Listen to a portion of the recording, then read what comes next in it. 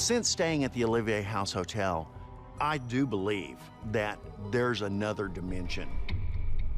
Truly think that there's something in that hotel that has the potential to manifest itself and move things around or manipulate things that we take for granted.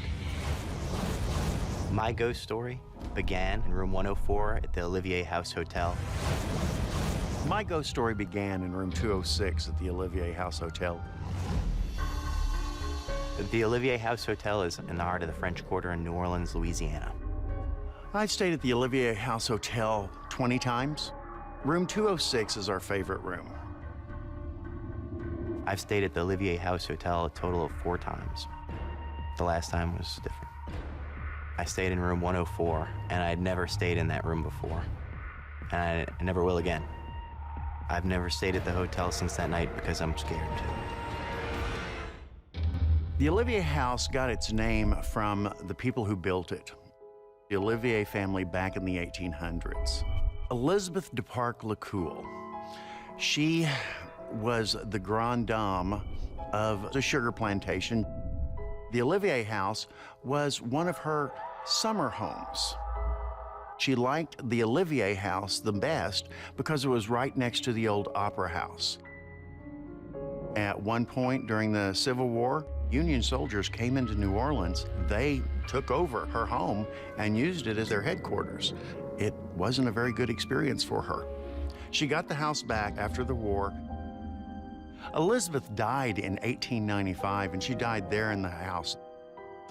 Elizabeth haunts the hotel just to keep an eye on who stays there, because if you're from the North, she might not like you because of the problems that she had with the Union soldiers during the Civil War. And to make sure that anybody who does come there knows she comes with it. When you come stay at the Olivier House Hotel, you're gonna be checking in with her. My mother is a desk clerk at the hotel. I heard a bunch of times from my mother that people have had experiences at the hotel, supernatural experiences. Well, I'd heard a couple occasions where guests would leave the middle of the night saying they saw a woman in an antebellum dress. I didn't necessarily believe in all those things, but now having experienced it firsthand, I know for a fact that there are things that we can never explain. I don't think that Jerry's experiences were as negative as mine. It all depends on what mood Elizabeth's in. Room 206 was Elizabeth's parlor. We always bring flowers and candy for her, and as soon as we open the door, it's, "Hey, Elizabeth, we're back. Thanks for letting us stay here." A buddy of mine works in the French Quarter. He come and hung out at the hotel. We're kind of just joking around because I'd heard from my mother that it was a haunted room. We kind of started laughing about it and saying, oh, maybe if there's a ghost here, maybe it'll, show itself. I didn't really think much of it at the time. In retrospect, it was probably a bad idea. She did not approve of my jokes and disrespect. I learned that the hotel room had been her bedroom and that she died in that room. I think that her having died in the room may have had something to do with what I experienced. My friend goes to work and I'm in the room by myself. So that's when I went into the bathroom and I took a bath. That's when the first strange events happened to me. I heard tapping along the room. Someone was making random taps around the center of the room. The eerie part was the distinct feeling like I wasn't alone in the room. Finally go to sleep around 12. I didn't go out that night. At 3:30, I woke up. It felt like I was in a tub of ice water, like just freezing. My whole body was cold. I couldn't move my limbs, but I could move my eyes. I just couldn't move. My heart was beating a mile a minute, and my adrenaline was jacked up. And that's when I saw a white orb of light expanded a little bit more vertically.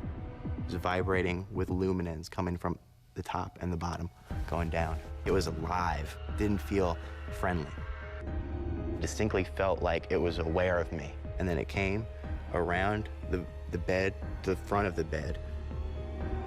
The worst part was not being able to move, and that the feeling that whatever this was didn't have good intentions toward me. And that's when it went off to the left. I had to get out.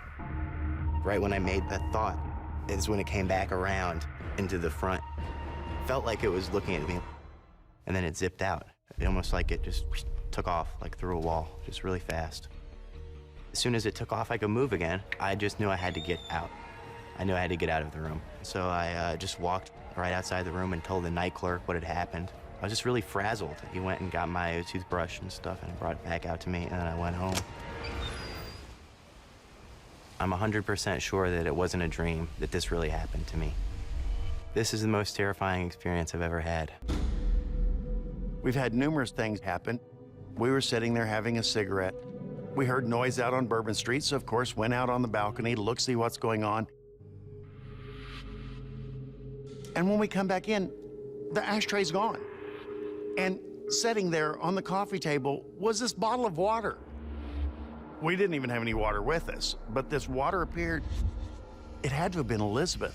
There was no other explanation except Elizabeth. She undoubtedly didn't like smoking. I was trying to get the chain lock on the door, and finally I got it hooked on. The next morning we woke up and the chain lock was off the door. It really weirded me out.